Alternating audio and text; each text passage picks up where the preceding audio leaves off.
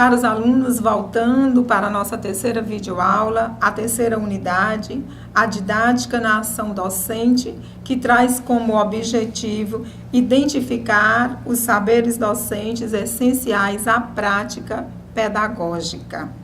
A prática docente de sala de aula é uma atividade de constante construção. Requer esse conhecimento, cheio de significado sobre a nossa prática educativa. Quanto mais você busca esse conhecimento, mais necessário para o nosso aprimoramento profissional. Os saberes docentes. O saber docente é um conjunto de conhecimentos, habilidades, competências e atitudes que vão dar suporte ao trabalho do professor, à sua prática de sala de aula. São definidos como o saber fazer e o saber ser. Eles estão relacionados com as atitudes, com as vivências, as histórias de vida vivenciadas pelo professor no contexto de sala de aula e no seu relacionamento com o aluno. Diferentes saberes juntos vão formar o saber docente. Dentre eles, podemos destacar os saberes curriculares, os saberes cotidianos, os saberes das experiências, os saberes das crenças e os saberes pedagógicos, que é todo aquele contexto do seu trabalho pedagógico de sala de aula, no contexto escola e sala de aula, em relação com o aluno. Competências para ensinar. O que são competências?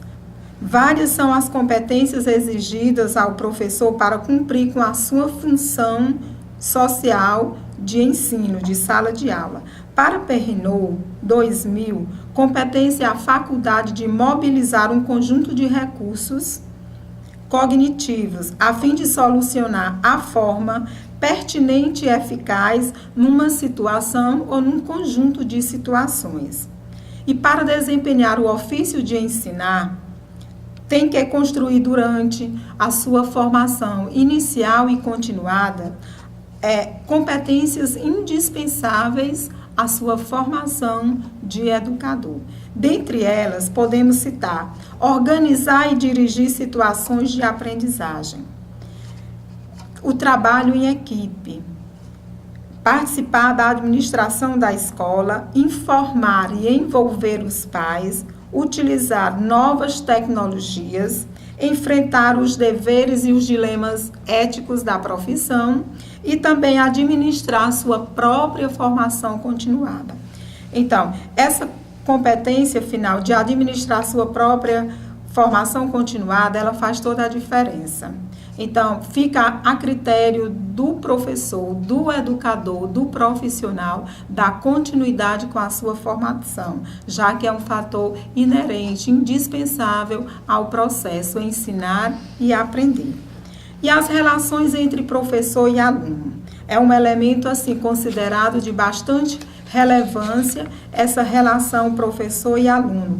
Por quê? Porque ela interfere diretamente no processo ensinar e aprender. Mais do que transmitir um conteúdo, o professor deve interagir com o seu aluno.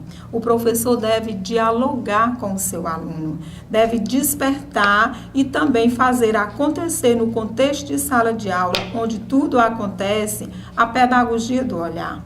Você passar a ver, a conhecer o aluno, suas necessidades, suas dificuldades, até ele superar e desenvolver com eficácia o processo ensino-aprendizagem e também a boa relação, interação no contexto de sala de aula. Os professores são determinantes para a vida de cada aluno. Segundo Freire, 1996, o professor autoritário, o professor competente, o professor amoroso, o professor que promove o diálogo, todos eles, nenhum deles passa pelo aluno sem deixar sua marca. É por isso que a afetividade manifesta-se em todos os sentidos desse processo. Então, Mais importante de tudo é você estar atento às necessidades do seu aluno, na sua aula. Então, despertar em todo o seu contexto a vontade de estar no lugar do seu aluno e de fazer com ele o que você gostaria que acontecesse com você. A motivação e a criatividade de sala de aula. Então, como deve se portar o professor numa sala de aula para garantir a aprendizagem do aluno? O professor deve combinar competência, autoridade, autonomia, respeito e também a afetividade.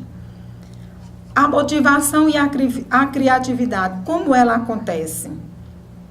No dia a dia, o professor utiliza formas simples de instigar a criatividade. Uma delas é dar atenção às diferentes opiniões do aluno, porque cada um, na sua bagagem, tem muito a oferecer na sala de aula. Basta que o professor lhe dê essa oportunidade de expor o seu pensamento, as suas ideias, de interagir. Então, aula criativa é uma aula participada, bem participativa, com a interação e a participação de todos, também sabendo respeitar o ponto, a vez de cada aluno, o seu modo de pensar, de agir e de expor o seu pensamento. Certo. Chegamos ao final da nossa terceira aula e esperamos vocês na próxima videoaula.